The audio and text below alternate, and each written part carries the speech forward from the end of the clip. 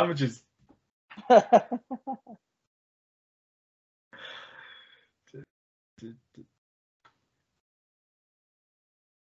Hello and you're very welcome to another edition of the JMac podcast. I'm John Man, and of course this podcast is brought to you by orgaretcha.com and Atak.ie. Use the promo code JMac podcast to get 15% off on orgaretcha.com and get the best games, gloves, equipment on Atak.ie. Be attack minded. And if you like what you're seeing, like, subscribe on YouTube because the sport's been absolutely brilliant so far. And tonight I'm joined by Cork All-Star Daniel Goulding and cross weekend All-Ireland Club winner Johnny Murder to talk about last weekend's action and this weekend's action. So really look forward to chatting to the lads tonight. Danny, how are you keeping? Long time no see. All good. Long time no see. Yeah. Great to have the National League back last weekend. NFL's wrapping up now, so it's a timely way to get over the withdrawals from the American football. So, catching up on the games and TG4 and RT8 is too much football to watch nearly. Have you missed me, Dan?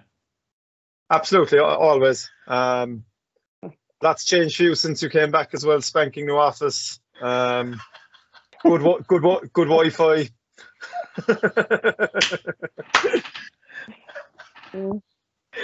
We do things right down here in Cavan, Dan. Do we right things? Absolutely.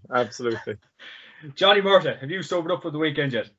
No, I used a nice quiet weekend, John. Thanks very much. Hey, do you know what? It's fantastic. It's fantastic to be on the topic for a change. So yeah, I'm all good, John. All good. I knew Daniel was going to wear red, so I says I have to go green tonight, just to get a wee bit of sport into the thing, But yeah, all good. What's the story with down in Cavan there? I see it's still daylight. Pitch black up here in Armagh. Different wavelengths, Johnny. Different wavelengths completely. Oh, you're right there, big man. You're right there. What about my time trial last night, Johnny? I nailed it. Yeah, 10 minutes, was it? 1K. half that, and add a bit to it. Blinker. Brilliant. Oh, go away. Right, we don't have Kev tonight, so we'll bang through these games. And I think Kev's on the piss in Scotland, so we have a bit of peace tonight, Johnny. Is that all right? I love it. Perfect. Good stuff.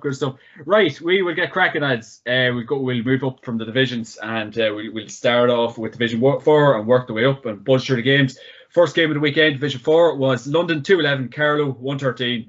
London have got the first win in 2 years, Daniel. So that's an impressive win for Michael Myers' men. Sure is.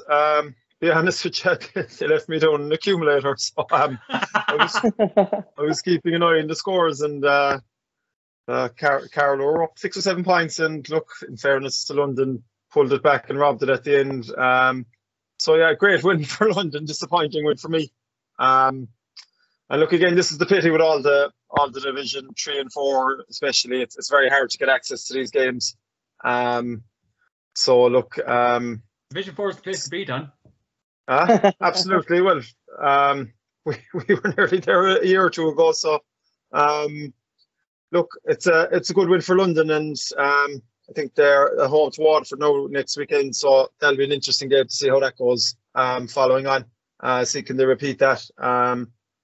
Waterford had a good result as well at the weekend, so to be interesting. Look, it's good at least to see the full complement back in Division 4 as well, not like last year when it was totally split up and there was only 3 in one group and 3 in the other. So it's great to see a full complement back there as well. What about yourself, Johnny? I know you love Division 4 football. Yeah, well, look, to be honest with you, it was a surprising win for London. Considering they've been gone for a year, and people thought they were going to come in very rusty, but it definitely turned around the other way. It was a big result, and 2-11 is not bad scoring either. So, I think they'll take a lot of confidence from it. Waterford's a sticky place for, tipping Waterford. It's a sticky place for to go down and try and get a result down in Waterford. But London will have their tails up, and they'll have a big chance of taking Waterford over in London, that's for sure. There'll be a big crowd at it, especially after that good win. So, yeah, I tell you what, it's all to play for there. And fair play to London. Great result. Bang on. Serious result. One no one really expected, obviously, and probably many accumulators around the country. Next game on Sunday, you had Cavan 12 points, Leitrim 8 points. The Breffley men are off for another year, Johnny. Yeah, absolutely. I probably thought, to be honest with you, me and you were speaking a couple of times with this. I thought Cavan maybe would have been a wee bit more comfortable, but Gerald McKernan to come back in there would have been a big loss. I didn't know the last minute that he wasn't going to be playing, So look, it was a local derby. Leitrim's a hard place to go. Hard place to find too. Yeah, no Wi-Fi in it, no. But look, I suppose the home team they kicked 8 points. Cavan kicked 12. Just about. Yeah, but still, bad conditions and everything else. It was a good win to get us up and going. It was just what Cavan needed. There'd be a small bit of pressure on Cavan down there. With expectations and everything else, and going down there for a sticky local derby game. But look, they got the right side of it. A 4-point win. I'm missing what I would consider probably one of their key men. So, it's a good start. And big home game now this weekend. They'll be looking forward to it. They'll be mad up for it. So happy enough. Jesus, devastated when I heard Grove was out for I only found out Friday night, so you could just imagine the head I had. Daniel, the Breffley men, great start for them. Yeah, great start. And look, again, Graham McGalligan, 5 points from play and goal. Look, it just shows, I suppose, especially in Division 4, the value of a free taker that can score from long range. Generally very tight games. All the results in that division were tight.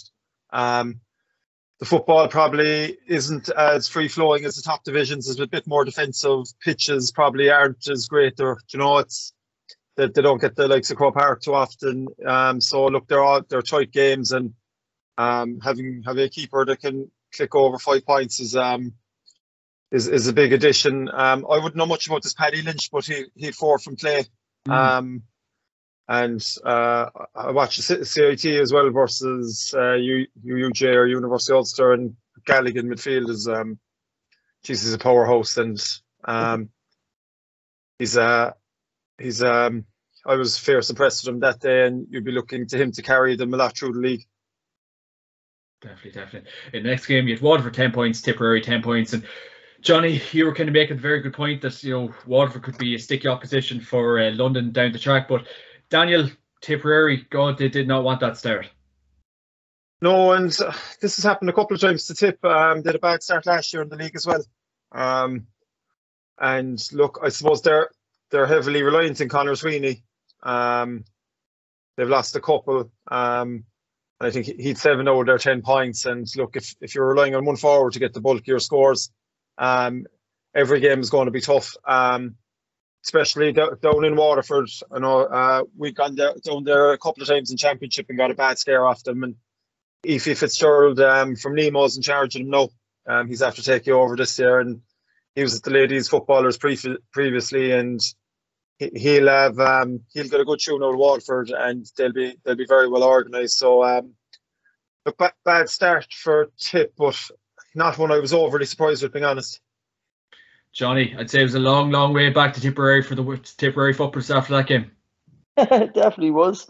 Yeah, but look, as Daniel alluded to there, it's a very sticky place to go and get a result. And yes, we were shocked. We probably thought a wee bit more Tipperary. They played Armagh a few times lucky years ago, and they caused a load of bother. A big, strong men too. Got a last minute win up in the Athletic grounds. So you look when you consider stuff like that a few years ago to where they're at now, I would expect more Tipperary. They'll have to dust themselves down and listen, they'll be hard to beat at home too, but Waterford is a sticky place to go to, and it's a big lift for Waterford, new management and everything else. So a point each on the board, but we didn't get to see the game, so it's hard to know really exactly what it would have been like. But 10 points isn't a lot of scoring. Again, bad conditions. So look at it. I think it's a good point for Waterford, but I think Tipperary will kick on a wee bit. You definitely expect them to kick on down there, Definitely. Next game, Sligo 12 points, Wexford 10 points. A good win for your fellow clubman John McEntee, Johnny. Yeah, John will be very happy with that, as Wexford is playing at home. So to get a couple of points on the board on the road in your first game, they'll probably be favourites or second favourites there to come out of that there. You'd imagine, between them and Cavan, but it's sticky down there. See, with some of them results, Daniel says again, some of them pitches, you have to bring all that into consideration, especially the weather the weekend as well. And you're gonna get that this time of year. But listen, Tony Mack will be over the moon. It's a good start. It mightn't have been that pretty, 12 points to 10. It's nothing to be writing home about. But you go on the road and you get a win. Happy enough. On to the next game, home game. He'll be happy. He'll definitely be happy. First game of Division 3 was Limerick 4-9, Longford 1-11 in TUS Gaelic grounds, Daniel. So a good win for Limerick, and obviously a very tight game, high scoring, and Limerick's on the rise there. Daniel? Yeah, good win for Limerick. Suppose 4 goals any day is a good start and a good spread of scores. Look, we'd have played Limerick in Championship last year and won by 5 or 6 points in the end with Cork, and Billy Lead have done very well drilled. I know as a Cork man, we were very worried going up there for that game in the Gaelic grounds, and it's a hard place to go. And look, especially at home, Limerick are a tough team to beat, no matter how they're going. And I think with Billy Lee kind of running the show there. They're always going to be well organised and a tough nut to crack. Definitely. All Ulster fair next game. You had Antrim 114, Fermanagh 8 points. And in fairness, Johnny, who would have thought this one? Well, I certainly didn't. I'll put my hand up. I thought, Fermanagh over there is normally hard to put away. Antrim had a big performance. There's 114 to 8. Kieran Donnelly with I know it's his first year in charge there for Fermanagh. He's getting things a bit tight there at the minute and personnel and stuff. But Jesus, it was a hard, bad performance from Fermanagh. You would expect a lot more of them, especially at home. Antrim. Listen, you had the 3 McCanns clicking in for Antrim and scoring. 2 of them steady enough free takers. So. Antrim, they're definitely going the right way. There's a lot of good coaching going on with them. It took a while, but one thing you'd say about Antrim, John, they still have a couple of the older guys around there. You still have guys mid-30s, and over it. So that's what I would just be afraid of with Antrim, even though they're playing well. They do have a couple of young players coming through, but when it comes to nitty-gritty in the summer, you're dependent on not getting injuries, stuff like that. If these guys pick up a couple of injuries in heavy ground, it could go again you very quick. So, but Antrim's going to be over the moon. The fucking brilliant start, and good scoring. 17 would beat a lot of teams in any day. So, Andy Gormley's going to be very happy with that. McGinley, sorry. Definitely. In the next game, you had Laois 3-9, Louth 110, and Louth are going to have to pick up the noise for the next game, Johnny. Yeah, Louth. I actually expected more. Like I said last week, I thought Mickey Hart would have them well, and it actually annoyed me in a wee bit because I think Gary Walsh maybe got 2-2, and he was just a bit of a thorn in the side for them. Now I was trying to work out what was going on there. Now it seems Louth is sort of having an issue around the goalkeeper. and they're trying out a couple of different options, and Mickey is sort of finding it hard to get a steady keeper there, and there was a couple of soft goals conceded. So I think this game was a whole lot closer than people think. That maybe hasn't researched it or wasn't at the game. So listen, it was still a damn good win for Laois on the road. Because Louth, like I said, can be a sticky place to go to, but I do think Mickey Hart's going to try and sort that out, and he probably maybe get somebody back in, maybe that has gone off the panel. I'd imagine there might be a move like that made. So I'd say it's sort of watch this space, but they're going to need to organise themselves very quick, or they're going to find themselves in a dangerous situation. Definitely. Daniel, what about yourself? Westmeath 116, Wicklow 2-8, and Westmeath, they really did need a start like this because they probably are a Division 2 team at the end of the day. Daniel. Yeah, look, and I think they were down 8 points at one stage in the first half. Weather conditions, I'd say, were supposed to be horrific there, and look, there's no doubting they're a Division 2 team really. I suppose look, they've kind of nearly household names to a certain extent. You've Heslin, Ronan O'Toole, these fellas, Ray Connigan, they've all been around, and look, 5-point win in the end. 13 point swing, and you'll be happy with that. You probably look to see these as one of the favourites to get straight back out of there again, really, wouldn't you? Definitely. In Division 2, first game, you had Derry 110 down 6 points, and James McCartan's gone up there, all guns blazing. Aidan Rourke's in the backroom team there, but even if the Kikul men do commit, they might not commit, who knows? But God, Johnny, he has a lot of work to do up there. Yeah, well, look, we called it last week in the podcast. It was always going to be an awful spin up Downbeg and try and get a result. Derry football is going the right way. They have a very good coach over them. In fairness to the boys, to Aidan and James, they've got an awful task ahead of them. Down has been very on the slide and poor for a while. And without the Kilcoo lads, I didn't give them any hope at all going up there. I think I might have called it maybe a -5, I think, for Derry, and by all accounts it could have been a lot more. So Derry, Derry is licking their lips. Them and Roscommon is going to fancy their chances in trying to get up into Division 1. It's going to be very interesting because I do think they're on the up and they're going to be dangerous in Ulster. So I'm really looking forward to seeing Derry. They're away at Offaly now this week, and you'd fancy after what we've seen, you'd fancy them again. You definitely would. So I'm looking forward to seeing Derry because I think they're definitely going the right way.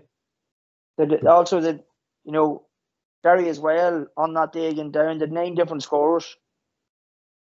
That's phenomenal. And that's going to make a lot. That's going to make a big difference when push comes to shove. Definitely. Next game, you had Clare 113, Offaly 7 points, and not to start Tomás O'Shea and John Mahon's men were looking for Daniel. No, and look.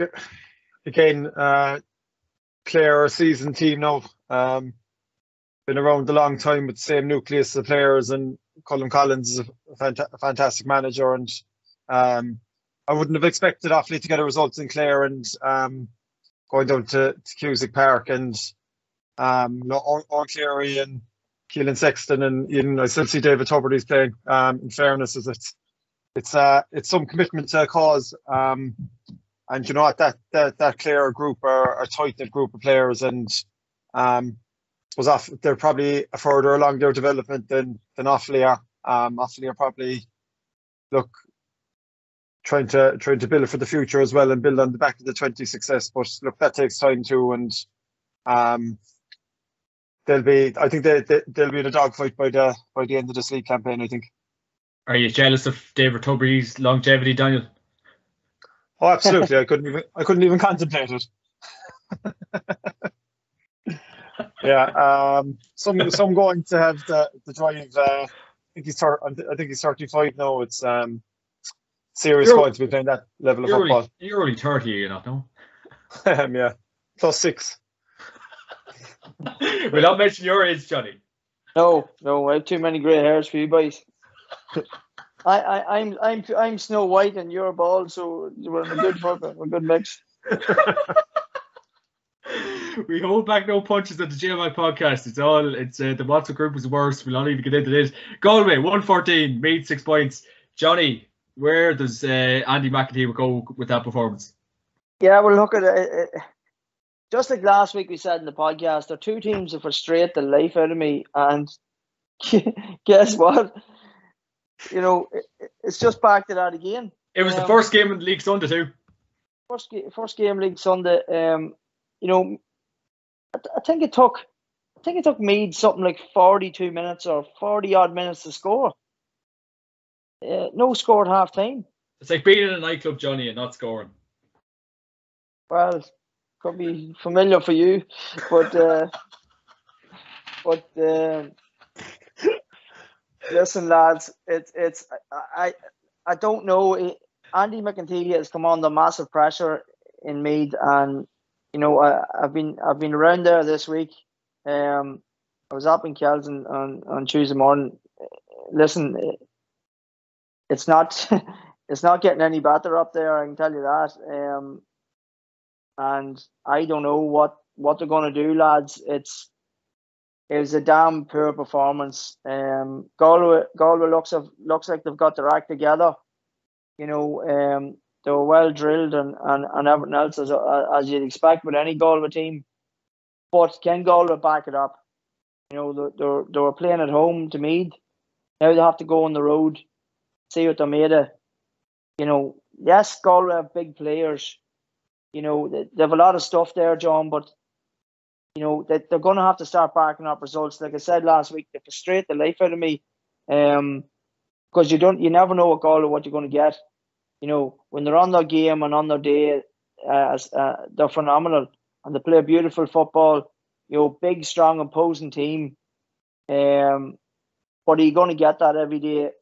And as we've seen in Division 2, for whatever which reason it is, it's so hard to string a few wins together in it. You know, it's sort of like rolling with the punches in Division 2, and it's tough. And these on the road games is going to be sticky. You know, so that's what I'm looking to see. I'm looking to see them again, Derry. Looking to see them playing again with Roscommon. You know, even Clare, as Daniel was saying there, you know, he said Clare was a lot further up the line than maybe Offaly. I thought Offaly would have been putting in a lot of hard yards there, and they are. I expected more out of them, but you know, this is where you're gonna need to see what Galway's made of on the road. So, yeah, but look at Joyce will be over the moon.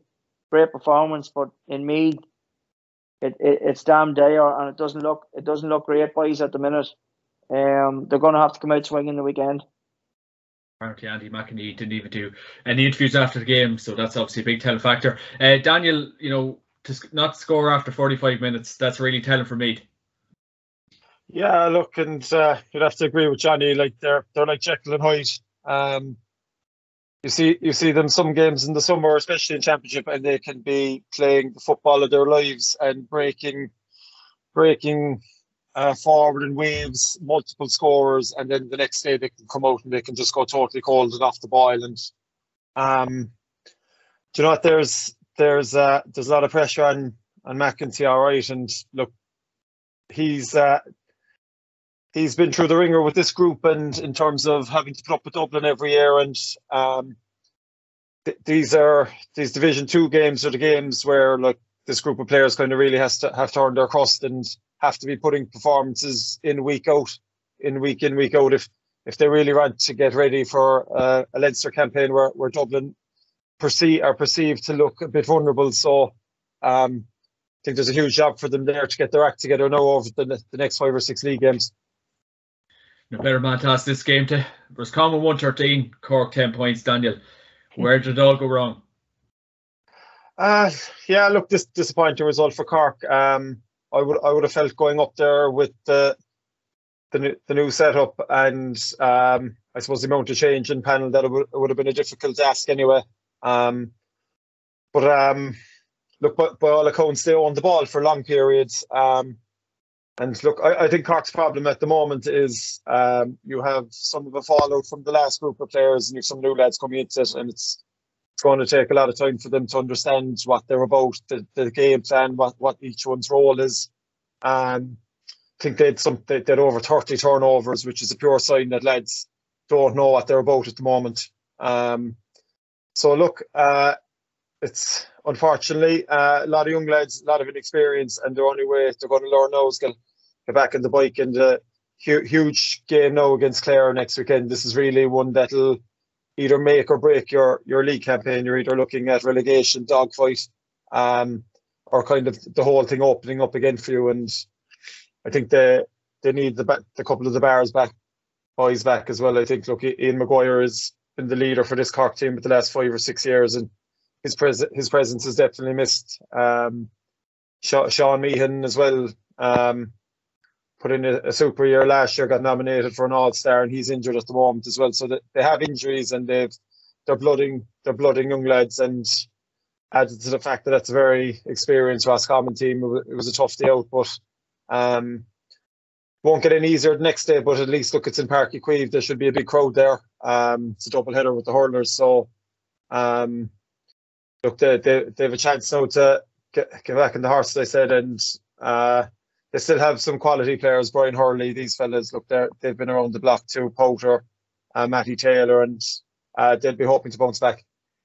Is there any left-footed Euro club footballers willing to commit to the Cork footballers for the year ahead? We have 3 lads in there at the moment, actually.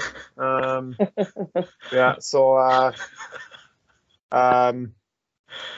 it's the first to have 3 lads in there anyway. We always lucky to have 1 or 2 ever.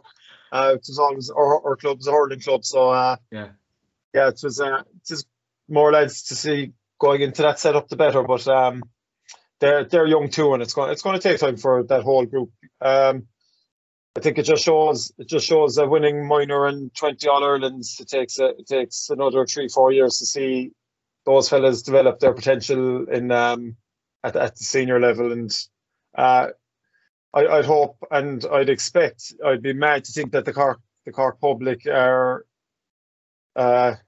kind of looking at this with a very kind of fact-based approach and recognise that it's going to take time. Any interest in going back, Daniel? I might go in now Saturday night for a few of points after the game. Yeah, I won't go beforehand because I could go cutting in the stands. Brilliant stuff. Division 1 lads, we'll skip the game that was on Saturday night, Johnny, if you don't mind, and so we'll just move on to Sunday. We'll just move into Sunday. So we had oh, here we go. Armagh 215, Dublin 113. Johnny Murtagh, you're a happy man this week. Yeah, I'm over the moon. It's great to be back on top for a week at least. I was just about to say. But look at it. Realistically, we're not. Armagh is not naive. And listen, it's the first weekend. The guys were like I said, alluded to last week on the podcast. Guys are in phenomenal shape. The strength and conditioning, they're way ahead of a few teams there in their preparation, and they're very well coached. The thing about that game Armagh played in Croke Park, that you seen the 40-50 yard balls, phenomenal.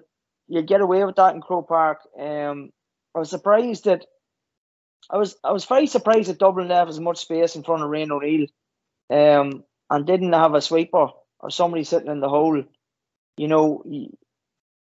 If you have a man like Rain in there on the edge of the square, or even going in and out another time, and leaving him 1-on-1, you're going to get toasted, and that's it. That's what's going to happen.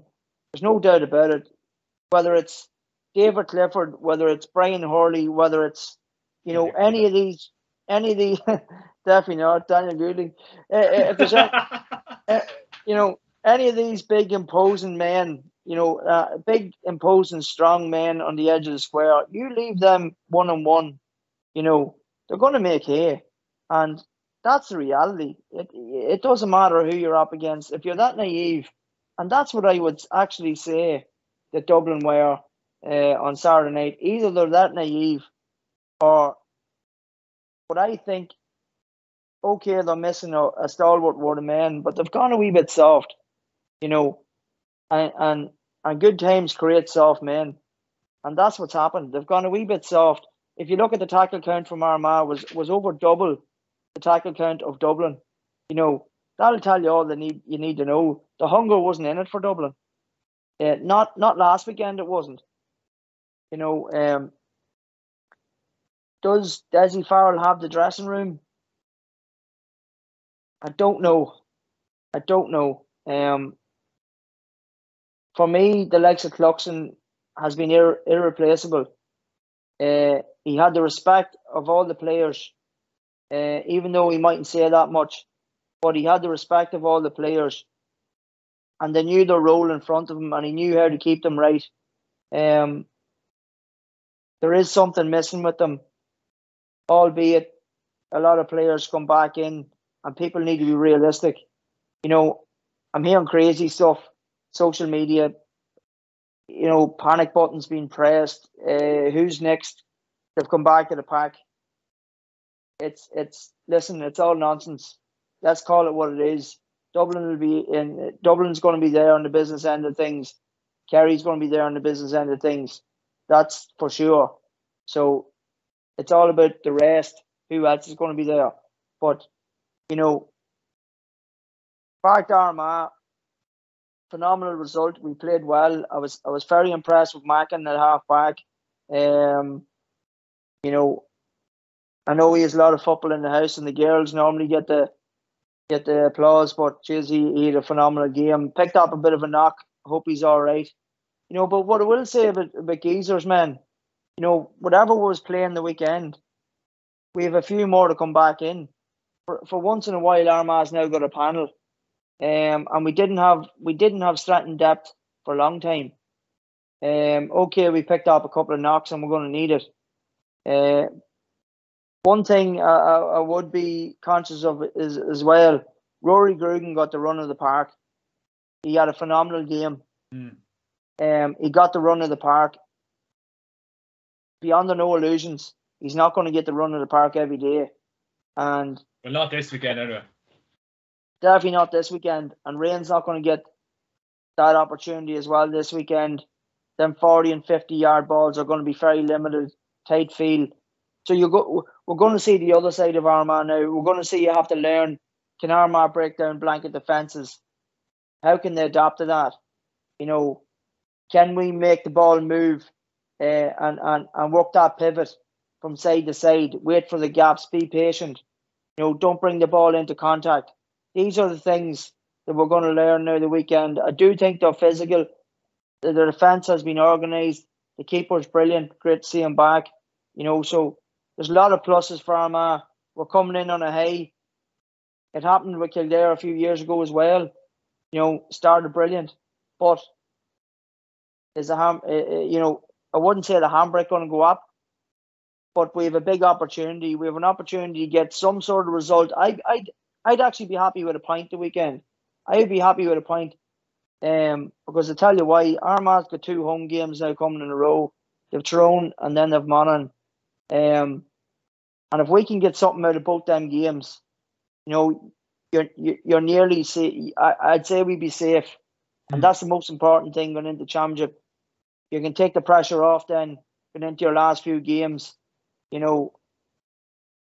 I'd be thinking Giza would be realistic, and league football's great. You win a league, whatever. It's all about championship and preparation for his team for the championship, and he'll be targeting an Ulster. So look at we'll not get carried away up in this wee part of the world, but it was a great win, John. Definitely, Johnny. Well said. Daniel, what about yourself? This is a great game for our match win, but by God, Dublin were not at the races. No, and look, Johnny alluded to it there. I think sharpness and focus, look, is hard to maintain when you've had so much success. And look, this Dublin team has had a crazy amount of success, obviously. And then you couple that with the fact that I don't think that they have the panel they used to have.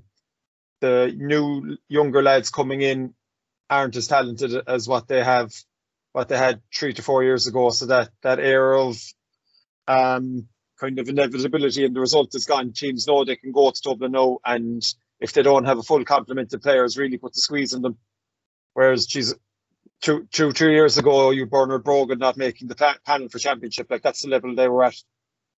Whereas now they have 5 to 6 newcomers getting on the field for the first round of the league, and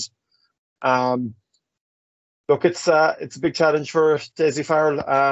I'd agree with Johnny. They're not gone anywhere when they have their full complement back, but I suppose their panel will definitely get more tested as the year goes on, and I suppose the star-studded benches they have that came out and won a lot of games for them when trouble don't seem to be there at the moment. Armagh, on the other hand, I couldn't get over the conditioning.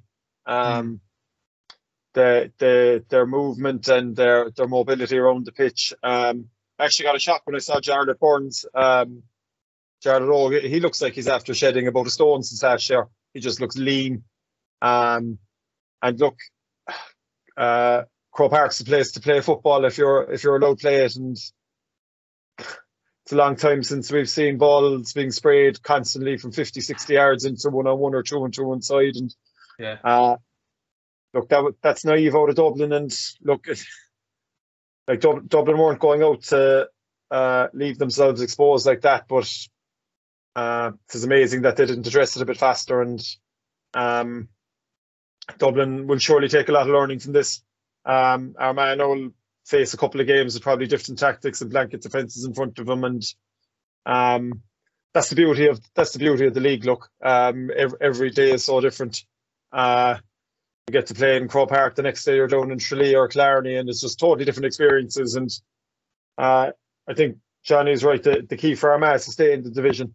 There's no denying that even if you're just middle of Division 1, every year it just gets you so prepared for championship, because you're playing games at the top level all year round. And I think again you'll be very happy with where the team are at the moment. And look, you'd imagine probably another 2 wins has them safe, and the way they're playing at the moment, I think that's well within their grasp. And Daniel, I'll have to ask you about the kick passing that Armagh adapted there on Saturday night. And obviously Kieran Donaghy looks like he's having a huge say on that team. So, that's just kick passing. We've seen a move was just solely kick passing. Tomas O'Shea said in the Sunday game years ago, it's called foot passing, kick passing it is football at the end of the day. So that kind of just attacking nice brand of style of football. We'll not say no to that, Daniel. No, absolutely not. And the Monaghan game last year, they showed elements of that too. Was that game in Norway kind of the very, like they 3 or 4, I'd say 3 goals that day from long kick passes, and they're one of the more refreshing teams to watch. Galway can do it from time to time as well under Joyce, but like we've talked about previously here, it's all about the balance. It's about being able to play attacking football, but having your ducks in a row at the back as well. And I think they conceded 115 was it the last day still. And look, that'll be, I don't think they'll be conceding or scoring the same amount the next day against Tyrone. It'll be a totally different game. And look, it's funny, it's actually club football is nearly the reverse of what we're seeing Armagh do now. It's gone into a total running game, 15 men behind the ball, nearly 2 semi-finals last weekend were nearly like rugby games. Trying to break lines. Very, very little kick passing, all about limiting the other team and catch him on the break. And look, it's very refreshing to see the likes of Armagh playing like that. But I don't know how often they're going to get away with it. Teams will adapt to that too, and you're going to see sweepers and blankets kind of enforced against them as well. And as Johnny said, Ian O'Neill is going to be left 1-on-1 inside with 40 yards of space. It's going to be an intriguing one to Intriguing one to watch. The Armagh season now after that great result. So this weekend against Tyrone. So a great win for the Orchard men. In the next game, you had Tyrone 9 points, Monaghan 9 points, and Johnny, this was not a game for the ages. No, it was dire. It was dire from the weather to the football to the, I actually thought more. I did think that Tyrone would come out swinging last week, being at home. I thought they would have put Baggin under a bit more pressure, But listen, Jesus, Monaghan missed a ferocious amount of scores. It was just phenomenal. They did a few nice scores in Kerry, and these boys come up with a few nice scores, but they missed a ferocious amount. Like, I know we alluded to there earlier on about keeper getting 5 points, the Cavan keeper. Like the top scorer for Monaghan was Rory Baggin with 3 points. Like that tells you all you need to know. Top scorer for play as well. Yeah. So look at it. It was there. Maybe we can put down the conditions. Maybe we can put it down a bit of shadow boxing. Games between Tyrone and Monaghan has been very tight the last few years. So I don't know. Tyrone has missed. There's men that's left the panel. There seems to be a wee bit of a rift there. There is players come back in. McShane looked extremely rusty. I was very impressed now. In saying that, I was very impressed with Boyle. I was very impressed with Wiley, the two full backs. Desi Ward got up the field, caused bother. Tyrone countered that and put a defender on him. Different things like that. It still took McManus to come on off the bench and kick a phenomenal score. You see, that's the problem, Johnny. Yeah. This is the thing. They do have him, and he's going to be getting fitter, and he'll get himself up to speed, and he's a phenomenal player. But when that leadership isn't on the field, where are you looking for your scores? That's the wee concern I would have when Monaghan just at the moment, the snapshots, the whatever. They were very good now on the press. They were good on the kick out for splitting into space, bunching in the middle and splitting to the wings. That there was all good. But 9 points apiece. I don't know. It's going to take a bit more work from both of them. Tyrone's coming to the latter grounds. It doesn't get any easier after a big win. But Tyrone's good at playing that game. That's the only thing. So and I do think it's going to be a lot tighter, John. Monaghan's going to need to find more. They're going to need to find more in the forward department. Yeah. I do think their defence is strong. They're strong in midfield. They're just going to need to find more. And they can't be relying on McManus all the time to pull them, to pull them out of danger. But Johnny, I just can't see Fergal Logan and Brian Dewar being happy with this start, because it was a very poor McKinley Cup game or campaign, and I know, that doesn't boil down to everything, but they would have been looking for a win at the weekend there, and there has obviously been lads leaving the panel, and obviously Kyle's kind of been keeping us up to date with that. But by all reckons of the mean, and I know they'll be looking to get a win against yourselves this weekend, but that is a very poor start to the league, and surely the management team won't be happy with that. Plus, Tiernan McCann gone, Ronan O'Neill gone, to name a few, Hugh Packmahiri gone. So it's not looking great for Tyrone, especially after winning All Ireland, Johnny. No, and there's a few more on top of that left, So look, it isn't, but we have to be realistic. The guys went on a team holiday there around Christmas. There's a right bit of pre-season, as you would say to yourself, Daniel. Division 1, it's not like it used to be. Teams are coming in there red hot. They're coming in with their work done, their strength and conditioning done. Like Armagh. You seen how serious Armagh took the McKenna Cup. You seen how serious Monaghan took it. There was very little changes off them sort of teams. Where it used to be in them competitions, there was a lot of wholesale changes. you give guys a chance. They were maybe done a wee bit in club football. I played a few Canada Cup games myself, for God's sake. So that tells you all you need to know. You know what I mean? But that's not the case anymore. These sort of competitions are taken a bit more seriously for teams that want to get a foothold in Division 1 and stay in Division 1. I just can't see Tyrone's luck changing, though. I just get that feeling. I don't know what it is. But one thing we've learned about Tyrone, you write them off at your peril. True.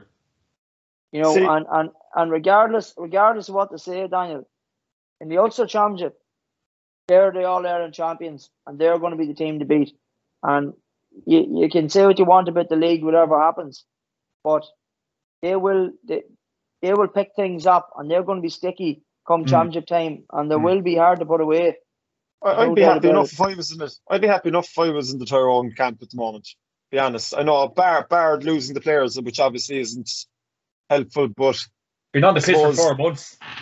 Yeah, like Johnny said there, intercounty football now, I think the top teams don't really have a break. You might get your couple of weeks here and there, but realistically, you're staying fit on all year round, and you're trying to build on what you've had from the year previous. And Tyrone probably celebrated as any All-Ireland winner does, probably have the eye off the ball a small bit, but I suppose the big thing I saw is they still have the fight. And look, that's the main thing. They could have lost that game, could have won it, but they still fought. And that's the big thing. Whereas Dublin the last day didn't look up for the fight at all. And I think Tyrone will be quite happy, get through the league. Try not to lose any more players, try and blood one or two, get a couple of good wins, and then look, it'll be all go for championship. The football championship with Dublin not at the top has changed a small bit too now. It's going to be in a bit of flux. There's going to it's not like Limerick who dominate the hurling with the last couple of years. The All-Ireland champions aren't going to dominate the year after. So I think Tyrone will be happy to have a steady league and really try and peak again for championship. Yeah, because I suppose just examples of it in the past, and obviously Dublin winning all the All-Irelands that they did, but they always did well in the kind of Cup, the league. So maybe Daniel, to solidify a good year, Tyrone definitely did want a good result last weekend. They'll be looking for a good result this weekend, but even to have a good McKenna Cup, which they didn't, I don't know, would you not kind of want to have a bit of consistency there, Daniel, or maybe just put the emphasis into the championship? But these Tyrone players, I'd imagine, probably they're around long enough now and they know what they're about. It's funny how camps view different competitions. Say Cork now, for example, tried out numerous different teams for the McGrath Cup. Other teams are flat out to win it. These pre-season competitions, while there's merits in them, and you can tell if teams are clued in or they need to catch up a bit, they're not the be all and end all. I'd be a lot more worried with Tyrone if they were fighting for relegation in Division 1. I think they'll tip along nicely now, and they'll catch up in terms of fitness, and I think there'll be no fear of them for championship. And then look, it's back into the minefield that is the Ulster Championship. Mm-hmm. Well said, lads. Well said. Next game Sunday, you had Kildare 13 points, Kerry 110, and Johnny, Jack O'Connor made it out alive. He did, yeah. Kerry started with the wind in the first half, like a steam train. Some nice scores. But Jesus, they tried to protect the lead in the second half, and it just totally went all wrong. Yes, Kildare's a tight pitch. Kildare's very hard to put away in Newbridge. Jack O'Connor. It was always going to happen, wasn't it? It was always going to that Jack wasn't going to get it all his own way, going back in there. The conditioning in Kildare was good, but there's a lot of problems there that I can see in Reddy, and it's going to take a wee while with Kerry, for Paddy Tally to work his thing. We still seen them running into blind alleyways and stuff like this, bringing the ball into contact unnecessarily. Sean O'Shea for me needs to go to 11. he's the main man in there. Like we spoke about last week, me and you had a good conversation about it, John. You know, Clifford gets all the glory he's supposed to buy, but Sean O'Shea is the real deal. You know, he's a quiet fella, keeps himself to himself. He's a baller. He's a serious engine, serious work rate. And they seem that forward line moves a lot better when he's in it. You know, he dictates everything that happens in there, in around the engine room. I know that a couple of lads gone playing club championship, whatever. You know, I believe they're probably back now. So Kerry has problems around midfield, and they're going to have to address them. I don't know what the situation is on David Bourne. Maybe Daniel might know, or David Moran. Maybe Daniel might know, being closer down there. But you know, for me, I think Tally will get the defence organised, and Jack O'Connor will do his thing. You know, the problem is going to be in around midfield. They're going to chop and change a lot. You know, whether Spillane will stay in there, it's hard to know. He's a fit. He gets imposing fella, gets around the field, load of fitness. But who's going to be the match in there with him? You know, with Dublin coming down the weekend, you know, what did they do? Did they put O'Connor in midfield? Did they go with Jack Barry, who Jack Barry's always played very well on Fenton? You know, these are the questions. Do you go with horses for courses? You know, so I would suspect, I would hazard a guess, I'd probably go with O'Connor and Spillane for the weekend, and you'd probably see Sean O'Shea going back into Santa three quarters. I think it's the only place for him. You're going to have to put Paddy Clifford back into 15 and let him roam out a wee bit and leave your two-man full forward line. So that's the way I'd be thinking. You know, but look, it was a good point for Kildare. You know, they could have stole it. Kerry could have stole it. It was one of them games, a bit like Oppenoma. Will Kerry be that annoyed? I doubt it. You know, they'll be rubbing their hands after seeing Armagh and Dublin. Dublin hasn't backed Kerry in a long time down in Kerry. So it's not an easy trip for the Dubs. Hopefully, I suspect that if they get midfield sorted out and Sean O'Shea back to 11, I'll be thinking Kerry would get the win the weekend, John. And what about yourself, Daniel? A draw for both teams, and you know, probably not a great game by all accounts. It's on TG Carr, but what was your verdict on the game? Yeah, I watched a good bit of it. Like Newbridge is a hard place to go. It's a tight pitch, crowd is in on top of you. There was a massive crowd there the last day. I suppose the added spice that Jack was coming back, and you could really feel that the Kildare crowd were baying for blood in a way. Like, and I suppose you couple that with the fact that Glen Ryan would be a serious operator and they have a serious backroom team. Yeah. So I'd imagine they would have been coming into it a bit like Armagh, you know, kind of very on top of their strength and conditioning, have a good bit of work done in the background, and I think it showed. And like, but by the end of the game, they were nearly pushing on to win it. And I still think there's reservations about the Kerry backline. I think that's obviously we've talked about midfield there, and Johnny's talked about midfield, but I think that their backline is a worry for them still. And look, I think you saw against Tyrone last year, they have the forwards to do the damage, and even they had a rake of possession against Tyrone that day, but because their backs aren't tight enough, you can still get at them.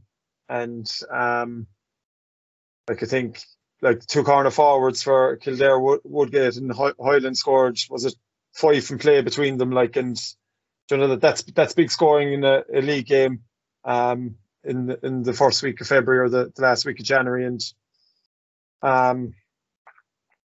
look, I think shutting down David Clifford as well and only keeping him to 2 points was a job well done by Kildare. I think Kerry won't be panicking, but again, look, be a big game now, welcoming Dublin down next week, and be interesting to see what Jack does with the team. Will he change a bit and give into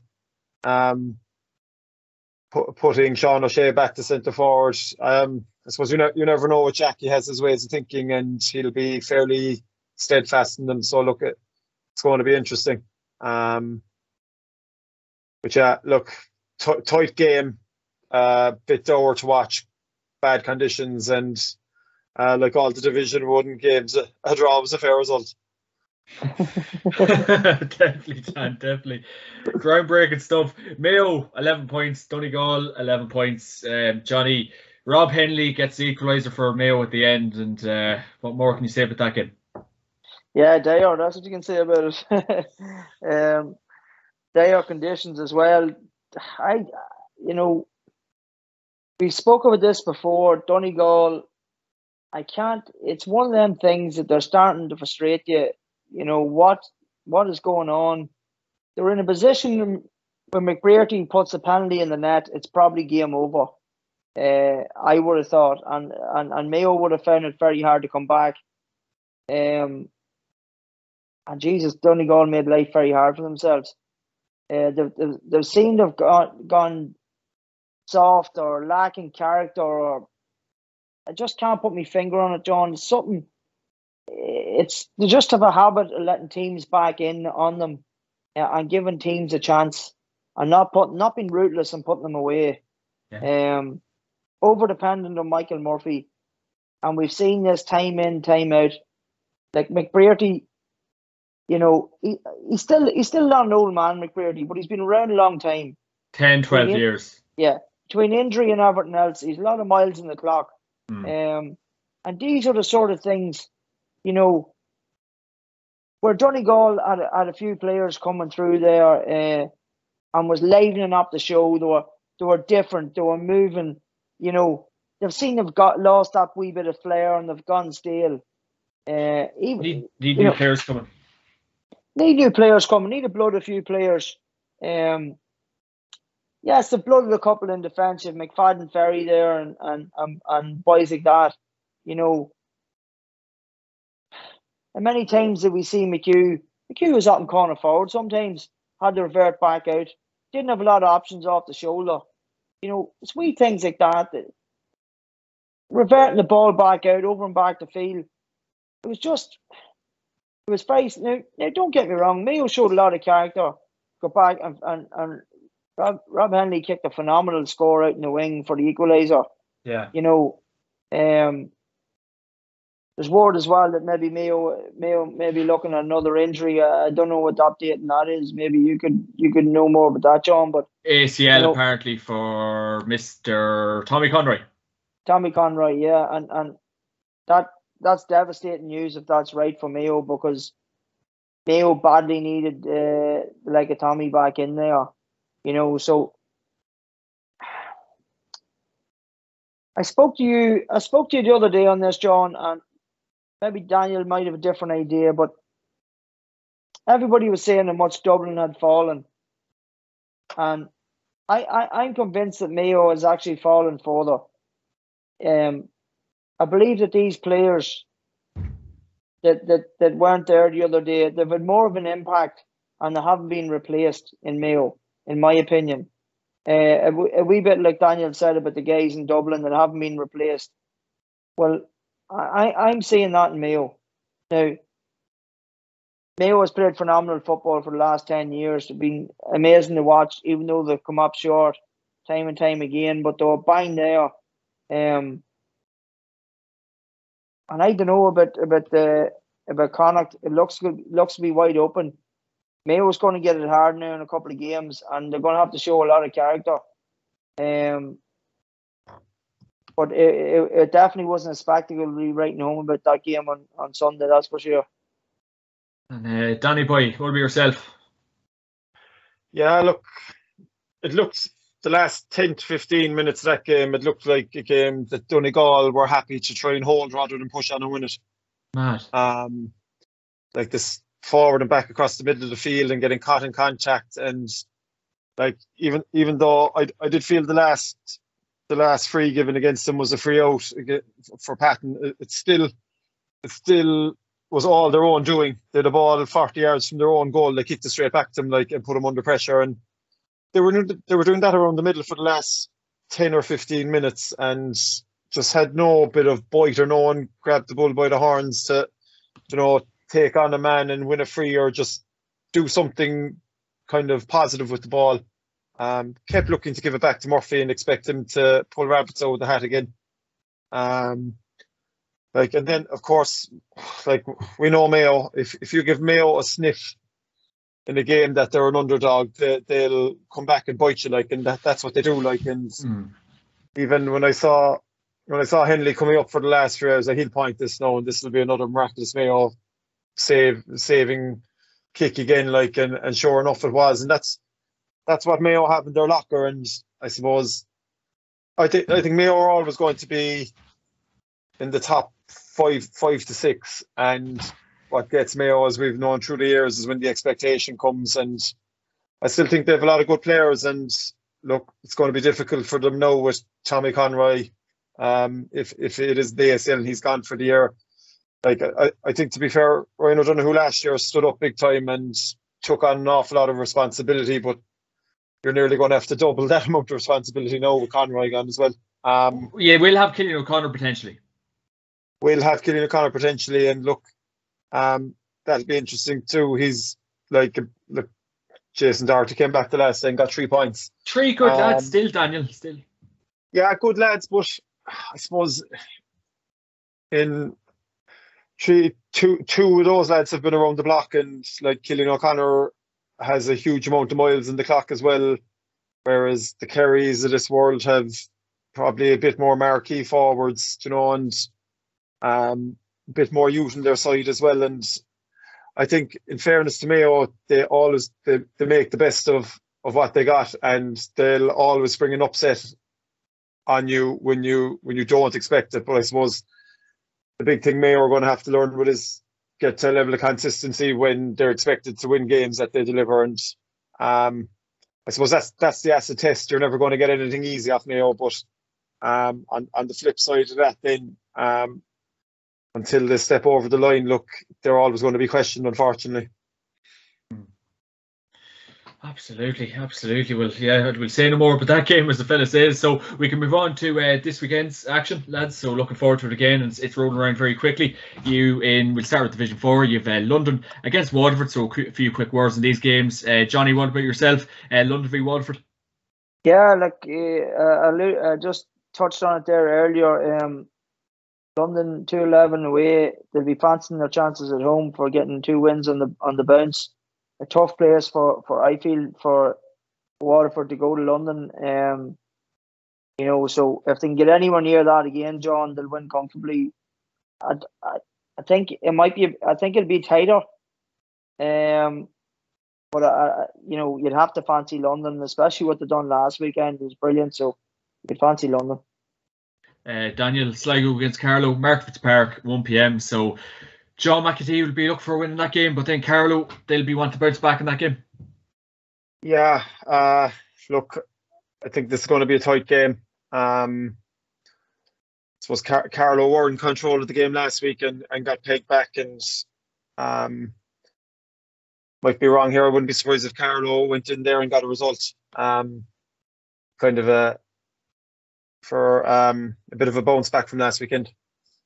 And Johnny, what about yourself? The mighty Cavan taking on Wexford in Breffni Park Sunday, 2 p.m. Yeah, well, Cavan will be rubbing their hands. They're at home. They're playing well. They've grown back in again. He should be back in this week. They're going to be strong. Cavan, Wexford kicked 10 points at home last week. Cavan kicked 12 away. 10 points from Wexford coming up to Breffni. Even if they get to that, it'll not be enough. I expect Cavan by 6 or 7 points. There we go. Fingers crossed. Daniel, Tipperary Leitrim. That's a difficult place for Andy Moore to go to. Yeah, I think so. And look, again, you'd expect a bit of a bounce back from Tipperary, and you'd imagine Conor Sweeney, even though it's a bit inevitable, will probably get them over the line. He'll probably do enough to get them over the line, I think. Definitely. Division 3, Antrim against Limerick in Carrigan Park on Saturday at 2:30. So, Johnny, end of beginning league, be looking for a win there, but that's a Limerick team that's in form. Yeah, it is, and it's going to be a stiff contest. Limerick are a big, strong outfit, but you said earlier, but Antrim seems to have something building there. They've, even though they've a few of the older stalwarts, they seem to have character. I think if they can keep injury free, it's going to be a tight game. This game is going to be tight. It's going to go to the wire, I think, and I do probably tip me hat. Like I said about the couple of McCanns, I think a couple of free takers, could just get maybe Antrim over the line. It's going to be a tight game. I'd say Antrim just to share it. Daniel Laois against Westmeath in MW Higher O'Park at 2 p.m. on Sunday. So that'll be a good game, Daniel. Yeah, it'll be a good game. Billy Shane was down with us in Cork training us a couple of years ago, and he's a lunatic, and he'll have those Laois lads royally riled up for this game. He'll see it as a top of the table clash, and it'll be a tight affair. I still think Westmeath will have the bit of class up front to go in, but I'd still give it to Westmeath, but I think it'll be fairly tight. And Johnny, Longford against Louth, Glennon Brothers Pierce Park at 2 p.m. on Sunday. So, in fairness, that'll be definitely one game to keep an eye on. It will, and there's another game that's going to go right to the wire. If Mickey doesn't sort out that goalkeeping issue, listen, they're strong around the middle. They've a couple of good forwards, but on the road to Longford, I would have a squeak here to draw. I think this game is going to be real tight, and yeah, I'll go for a draw in this game. And Daniel, Wicklow against Fermanagh in Aughrim at 2 p.m. on Sunday. So I tell you what, Daniel, I would not like to be the Fermanagh lads travelling up to that game. No, I was just about to say the same. And look, on the back of only scoring 8 points the last day, and look, Wicklow will probably take a bit of positivity from, I suppose, playing well in patches against Westmeath, and I think it's going to be a hard place for Manor to go and get a win. We go with Wicklow on that one. Division 2, you've Down against Galway on Saturday night in Park Exeter at 5 p.m. And for anyone watching down the north, BBC iPlayer and BBC Sport NI website are showing this game live. So, Johnny, James McCartan really needs a win. He's not going to get it in Galway, that's for sure. It's at home. Oh, sorry. Down's at home. Does that even make a difference? I don't know. I don't think it makes a difference, no. Without them Kilcoo guys back, like we alluded to earlier, he's under serious pressure. He hasn't had much time, him and Aidan, to get things sorted out. The young enough outfit, they're going to need a lot more work, John. Galway will be in tip-top form. Like we did say about Galway, look, it can be a wee bit Jekyll and Hyde sometimes. They're going to have to back up performances. Now this is where we need to see Galway with a bit of character coming up the north.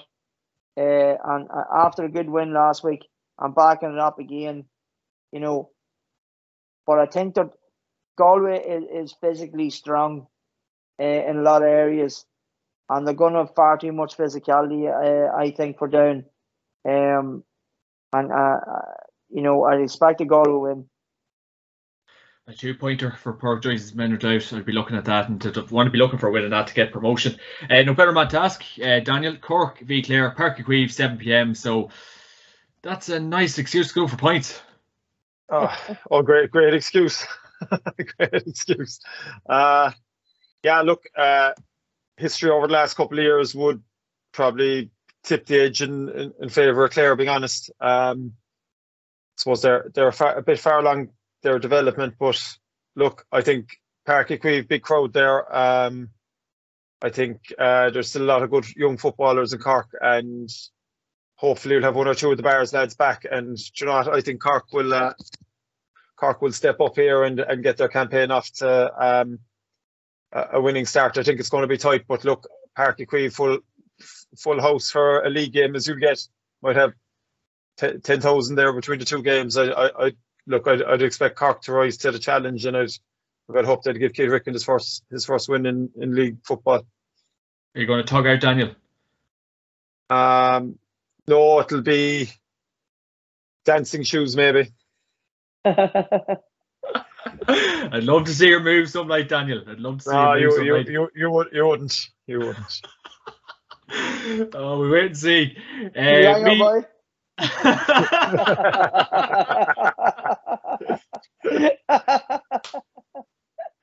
Oh. Jesus Christ. Mead against Roscommon, Park Tolchin, 2 p.m. Can Andy McEntee get a win, Johnny? And will he talk to the media after the game? Is Roscommon at home or is it Navan? It's in Navan, Johnny. Yeah, Navan. No, I can't see him talking to the media after the game because look at it. I know Daniel says they're Jekyll and Hyde, and they do to frustrate the life out of me, but there's no possible way that you could say that Meath could salvage a win at home after that performance last week. I don't think you could say it, to be honest. And if they do get a win, well, good luck to them. But, Roscommon kicked 113 against Cork. They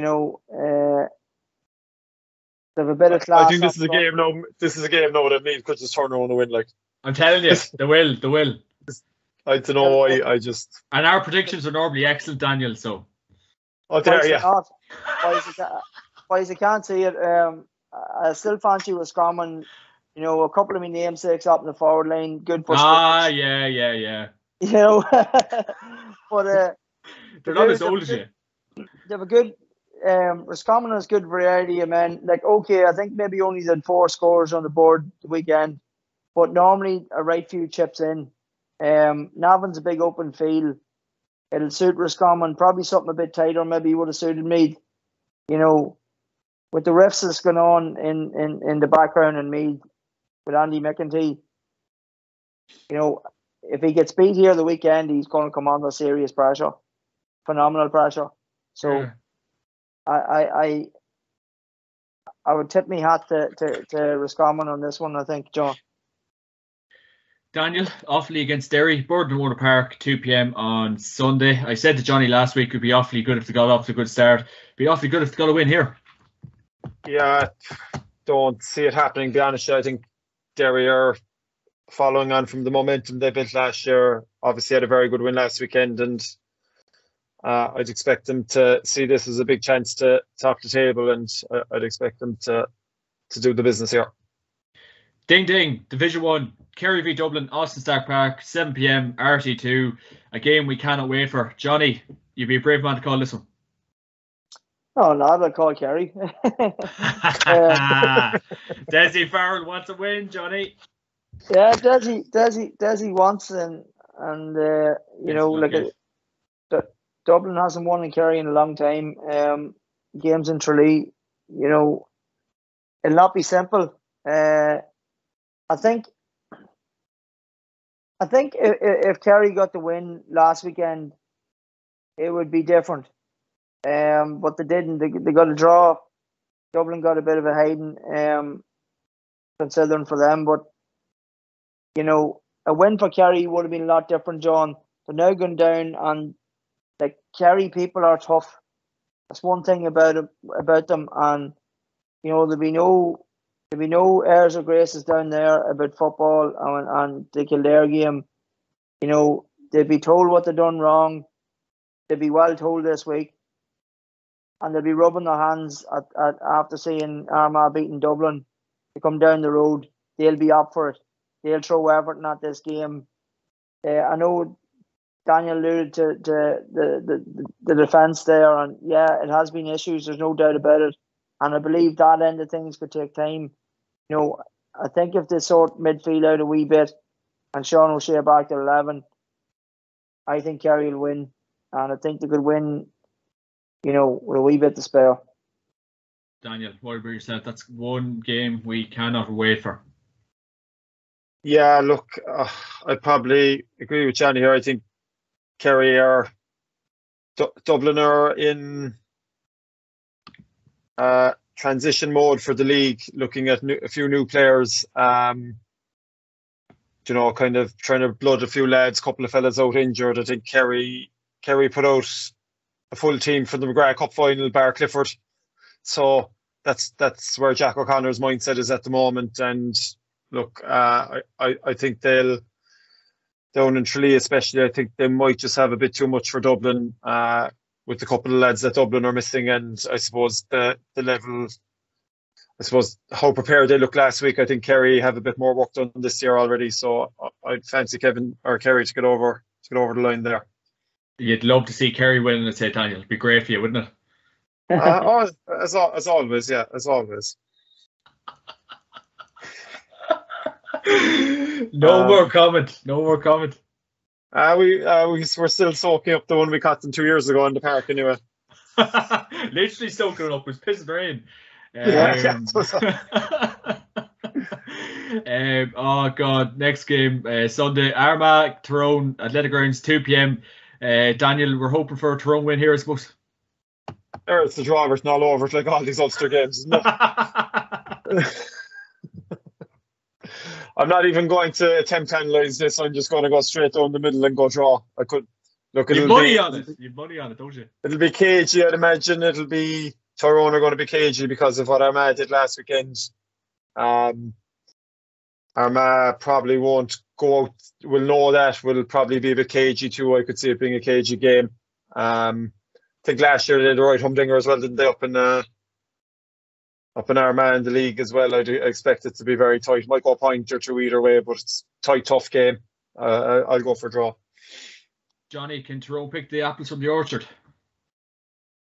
I don't think they can. And the only reason I would say, even I wouldn't even say a draw. I think Armagh is good for the win. And, we talked about how impressive they were. Grugan, Mackin, Rain O'Neill, obviously phenomenal again, Dublin.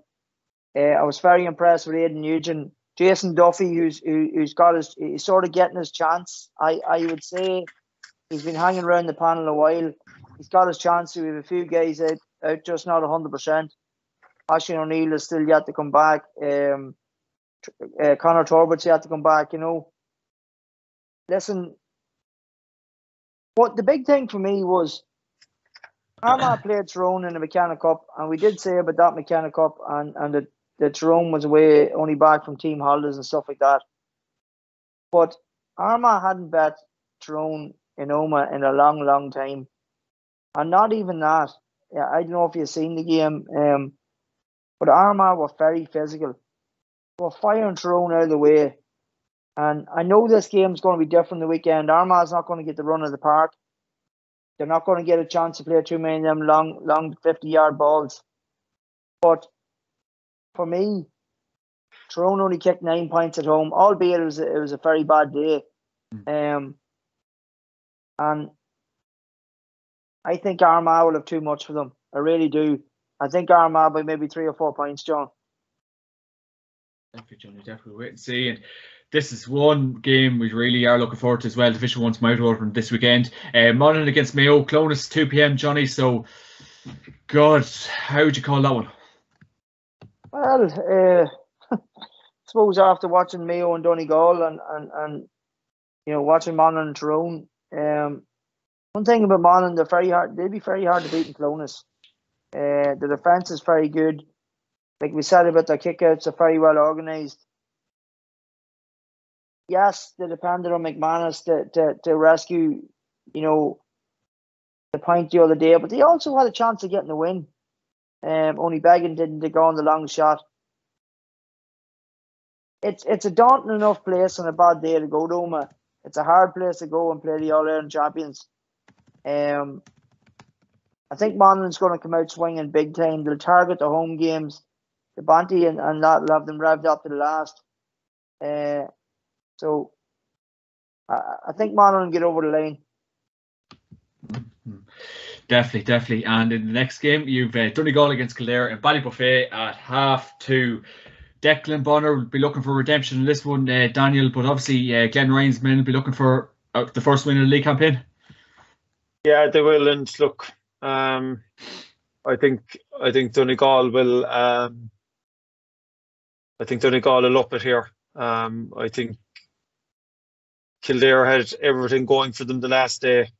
Big crowd, Jack coming, kind of grit between the teeth. Probably a lot of fellas annoyed at how it was left. I think Donegal here will realise how important this game is, and I wouldn't expect them to let a lead slip like they did last day again. And I think they'll make it a tight dogged affair, and I think they'll grind out a win here. They're pretty hard to beat in Ballybuffet. Absolutely. And to wrap it up, lads, Johnny, who'd be your player to watch this weekend and the bet of the weekend? Bet of the weekend, yeah. It's probably, I was thinking of this earlier, it would have to be someone in Division 4. I think Cavan's good for a big win. I'd say Sligo. I go Sligo -5. I like these -5 ones, and for anybody that's interested, I'm thinking Sligo and Tip, both of them -5. For anybody that likes a punt. Player I want to see the weekend and excited to see. Neil's training on Friday night. I think you have to go. Listen, you have to go for the big game. It has to be Dublin and Kerry. And I'm looking forward to the Sean O'Shea show or David Clifford show. So I go with Sean O'Shea if he's at 11. Yeah. I think he kicks some of his spectacular long range threes. So I'll go with him. I know Clifford has been fantastic for the Kerry senior so far, but is this the time to properly announce himself against a massive team like the Dubs, Johnny? And don't get me wrong, he is a sensational player, but is this the time really now for Clifford to say, right, I'm here on this Kerry senior football team? If you get me. I think it's a loose enough argument. We have to be realistic. He's still a young fella. And the big thing about Kerry, there's always these expectations on Kerry, and massive expectations on a lad that come out of doing so well at minor. Listen, lads, he's a beast. He's an absolute beast. He can mix it up. He can do whatever you want. Him and Rain would be very similar, I would say, in their temperaments. I'd say I don't know the fella personally, but I'd say he could just get nasty enough on the football field, So, I think he's a class act, and he gets swinging that left boot.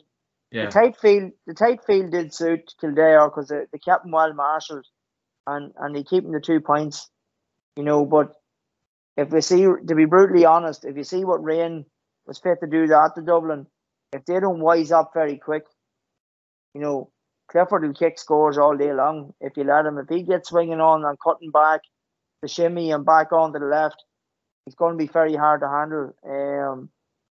And he could announce himself the weekend, absolutely. If Dublin's allowing that much room, he'll take full advantage, that's for sure. Daniel, what about yourself, if you get what I'm saying regarding that point? I understand what you're saying and where you're coming from. Clifford is obviously, he's gifted. I saw him in the minor final 4 or 5 years ago. He kicked 4 goals. He 3 in the first half. So I don't think he's hit that level at senior into county yet. And I think that's the point you're trying to make. He's been excellent at times and he's pretty consistent, but he's never taken the roof off the place, and it will come eventually. I don't think it needs to be this weekend. It's you're right.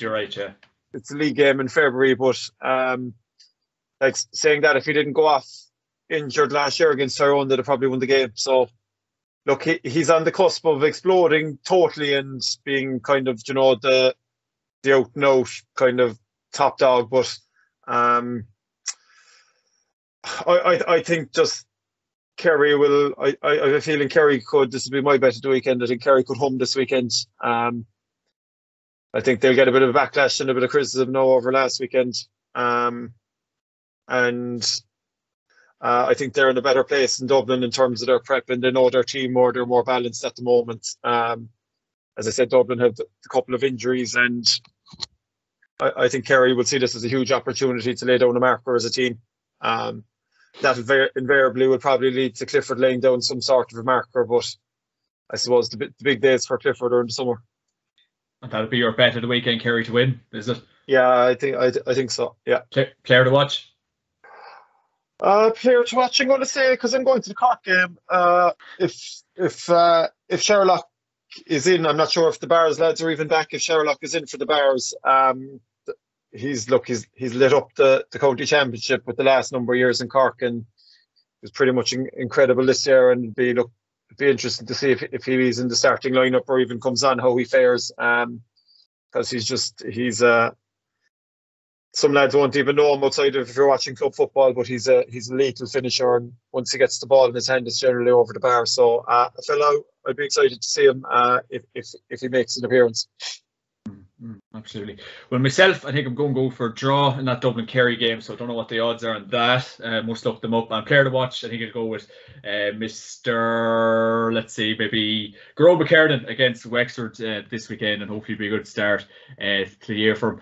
Lads, that's that. Round 2, ding ding. Looking forward to it. Thanks a million for joining me this week. And of course, this podcast is brought to you by Orgarich.com and Atak.ie. Use the promo code JMAC podcast to get 15% off on Orgarich.com and get the best skins, gloves, and equipment on Atak.ie. Be attack minded. And if you're liking what you're seeing, like and subscribe on YouTube, because the sport's been absolutely brilliant so far. Daniel, Johnny, thanks a million. Cheers. So, let's take care.